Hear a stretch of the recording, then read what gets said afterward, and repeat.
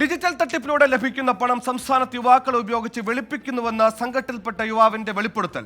തൃശൂർ കയ്പമംഗലത്ത് കഴിഞ്ഞ ദിവസം അറസ്റ്റിലായ താജുദ്ദീൻ, റമീസ്, അബ്ദുൽ മാലിക് എന്നിവരാണ് സംഘത്തിന് പിന്നിലുള്ളത്. ബിസിനസ് തുടങ്ങാനെന്ന പേരിൽ 25-ലധികം യുവാക്കളുടെ അക്കൗണ്ടുകളിലേക്ക് കോടികൾ എത്തിച്ചു.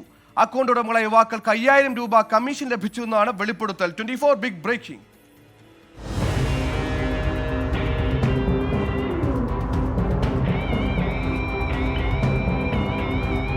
രാജ്യത്ത് ഡിജിറ്റൽ തട്ടിപ്പ് വ്യാപകമാകുമ്പോഴാണ് ആ ശൃംഖലയുടെ പ്രവർത്തന രീതികൾ വ്യക്തമാക്കി സംഘത്തിൽപ്പെട്ടയാൾ ആദ്യമായി രംഗത്തു വരുന്നത്.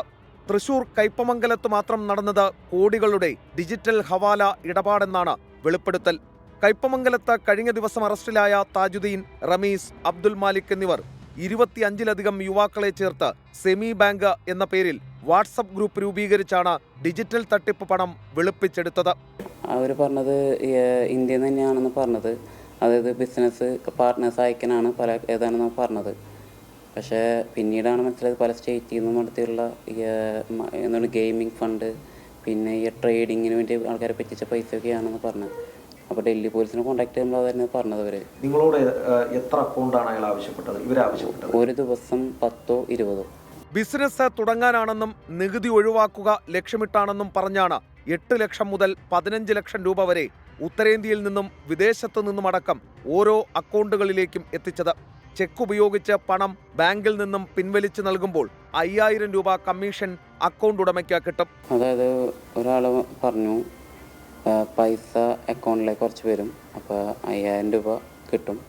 അതൊന്ന് ടാക്സിൻ്റെ ഇതാണെന്ന് പറഞ്ഞത്. വലിയ എമൗണ്ട് വരുന്നത്, അപ്പോൾ ചെറിയ ചെറിയ എമൗണ്ട് ആകുമ്പോൾ ടാക്സിന് ബെനിഫിറ്റ് കിട്ടുമെന്ന് പറഞ്ഞു. അങ്ങനെയാണ് നമ്മൾ അക്കൗണ്ടുകൾ കൊടുക്കുന്നത്. ആരാണ് പറഞ്ഞത്? അതൊരു നമ്മുടെ സുഹൃത്തിൻ്റെ ആ ലെവലിൽ വന്നത്. അത് 3 രൂപയിലുള്ള ഒരാൾക്കാണ് പറഞ്ഞത്. ഒക്ടോബർ മാസത്തിലാണ് ഇടപാടിൽ ഏറെയും നടന്നതെന്ന് സംഘാംഗം വ്യക്തമാക്കി. 10 കോടിയിലധികം രൂപയെങ്കിലും വന്നിട്ടുണ്ടാകുമെന്നും ചതി മനസ്സിലായത് അക്കൗണ്ടുകൾ ഫ്രീസായപ്പോഴാണെന്നും കുടുങ്ങിയവർ പറയുന്നു. ഡിജിറ്റൽ തട്ടിപ്പ് പണം അക്കൗണ്ടുകളിൽ എത്തിയതുമായി ബന്ധപ്പെട്ട് ഡൽഹി, മുംബൈ, ബംഗളൂരു എന്നിവിടങ്ങളിൽ നിന്നും യുവാക്കൾക്ക് പോലീസിന്റെ നോട്ടീസ് എത്തിയിട്ടുണ്ട്. മഞ്ഞുമലയുടെ ഒരറ്റം മാത്രമാണ് നിലവിൽ പുറത്തു വന്നിട്ടുള്ളത്. ഇതുപോലെ നിരവധി സംഘങ്ങളും കോടാനുകോടി രൂപയുടെ ഇടപാടും കേരളത്തിലെമ്പാടും നടന്നിട്ടുണ്ടാകാം. ഈ സമാന്തര സമ്പദ് വ്യവസ്ഥയെ പാടെ തകർക്കുക തന്നെ വേണം. എസ് ശ്രീകാന്ത്, 24 കൊച്ചി.